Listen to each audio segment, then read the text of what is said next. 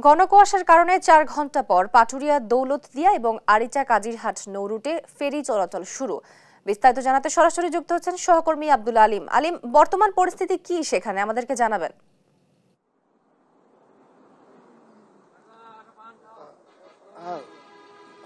মানিকগঞ্জের দেশের দক্ষিণ পশ্চিমাঞ্চলের ২১ জেলার প্রধান প্রবেশপথ হচ্ছে পাটুরিয়া দৌলতদিয়া নৌ রুট এবং আরিচা কাজিরহাট এই নৌ রুট। এই নৌ রুট দিয়ে কিন্তু দেশের দক্ষিণ পশ্চিমাঞ্চলের লোক যানবাহনগুলো যাতায়াত করে। তো ঘন কুয়াশার কারণে দীর্ঘ ৪ ঘন্টা বন্ধ থাকার পর কিন্তু ফেরি চলাচল স্বাভাবিক হয়েছে। তো আমরা কর্তৃপক্ষের সাথে কথা বলে জানতে পেরেছি যে গতকাল মধ্যরাত থেকে কুয়াশা বাড়তে থাকে এবং ভোর ৫টার দিকে কুয়াশার ঘনত্ব বেড়ে গেলে দুর্ঘটনা এড়াতে এই ফেরি চলাচল বন্ধ করে দেয় পিআইডব্লিউটিসি কর্তৃপক্ষ। তো কর্তৃপক্ষ যেটি বলছেন যে উভয় পারে যে যানবাহনগুলো পারাপারের অপেক্ষায় রয়েছে তা এই ৯টার দিকে ফেরি চলাচল স্বাভাবিক হয়েছে। ১৭টি ফেরি দিয়ে অগ্রাধিকার ভিত্তিতে এই যানবাহনগুলো পারাপার করছেন তারা। তো স্থানীয় জনগণ এবং ঘাট সংশ্লিষ্ট যারা রয়েছেন তারা যেটি বলছেন যে প্রতি বছরই ঘন কুয়াশার কারণে কিন্তু এই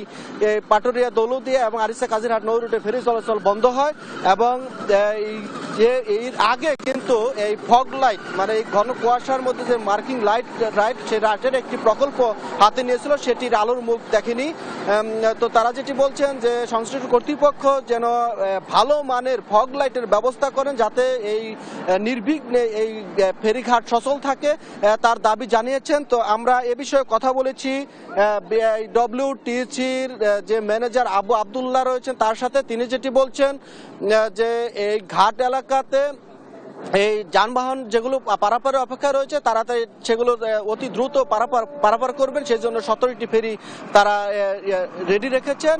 এবং তাদের কাছে আরেকটি জিনিস জানতে চেয়েছিলাম যে এই ঘন কুয়াশার কারণে যে ফেরি চলাচল বন্ধ হয় এতে যে জনগণ যে ভোগান্তিতে পড়ে তার নিরসনে কোনো কাজ করবেন। তারা যেটি বলছেন যে কর্তৃপক্ষকে অবহিত করেছেন তারা যদি কোনো প্রকল্প পায় তাহলে এই ফগ লাইট এবং অন্য কোনো মার্কিং ব্যবস্থা করা যায় কিনা সেদিকে তারা চেষ্টা করছেন বলে জানিয়েছেন। তো এই ছিল আমার কাছে পাটুরিয়া দৌলতদিয়া নৌ রুট থেকে যে কুয়াশার কারণে ফেরি চলাচল বন্ধ ছিল তার সর্বশেষ খবর।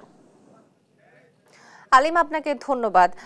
আপনারা যেমনটি শুনছিলেন ৪ ঘন্টা পর পাটুরিয়া দৌলতদিয়া এবং আরিচা কাজিরহাট নৌ রুটে ফেরি চলাচল কিন্তু শুরু হয়েছে এবং সেই বিষয়ে সর্বশেষ জানাচ্ছিলেন আমাদের সহকর্মী আব্দুল আলিম।